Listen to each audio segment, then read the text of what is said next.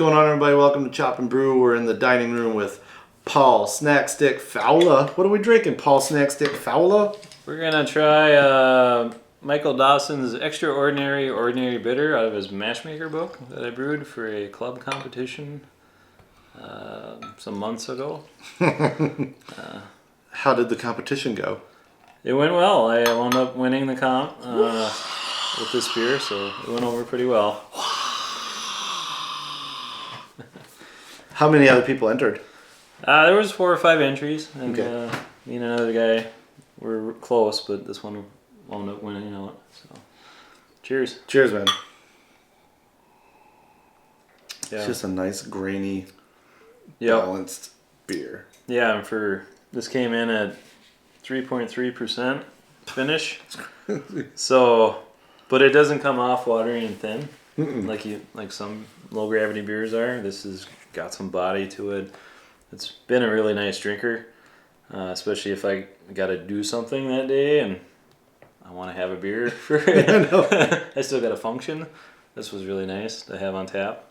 What's the recipe? I used 4 malted Maris Otter in this one, some Crystal 77 and Amber. And then Michael was pretty free with the hops and the yeast. He said pretty much use whatever English hops and yeast you want to use. So I had some Goldings on hand, so I used those. And then I'm a big fan of the West Yorkshire, so I threw that at it. And this is what I got. It turned out really nice. Yeah, it did.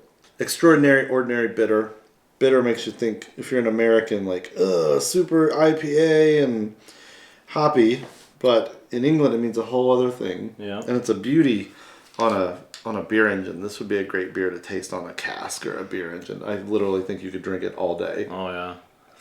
Yeah, at home I only have this on at like 8 PSI, so it's probably, I don't know, 1.8 volumes or a lot less than my normal beers. What was the comment from, do you remember the comments from the club challenge judges? Or sheets? Do they give sheets back? Are y'all that full on? Nope. We'll get a taster flight and everybody just jots on little notes about them and then we raise up hands.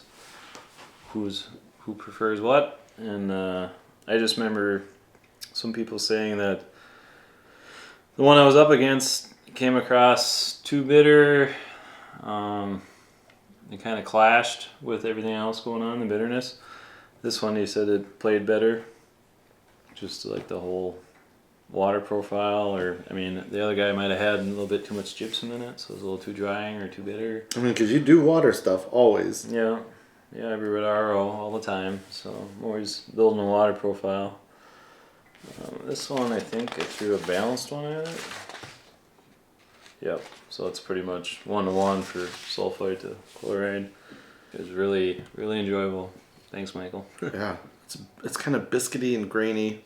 It's got enough bitterness there that you know it's bitter, but yet not so much it's prevents you from coming back for more. It's got a drier finish, so it makes you want to come back for more. It just goes down really easy. That Maris Otter leaves it with some body, or at least the appearance of some body. I would love to have that on like during the heat of the summer. Yeah, that'd be great. We're coming into fall now, so it's time to say goodbye.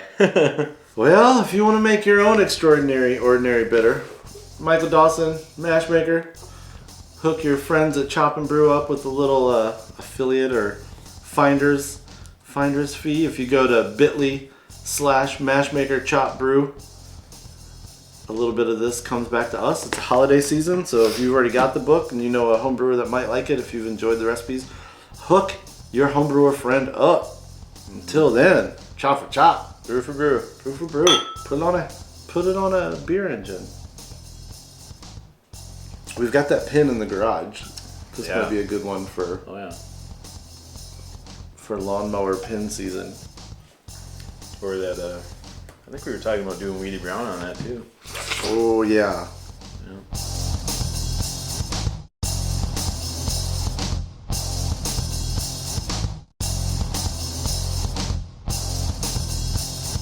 Yeah, that is really good. And this one is somewhat more carbonated, at least than the last one I had. Yeah, I think I went and took hits or misses, kind of. I took a Ross's advice of chilling the bottles first before filling them, because I never used to do that. I would just take them up in the basement, fill them up. He said pre-chill your bottles, because he's filling with a beer gun as well, but seemed to have better carbonation in the bottle than I was getting. If you put it in warm, it just kind of expels some of that? Yeah, just the temperature difference. It just comes out of solution.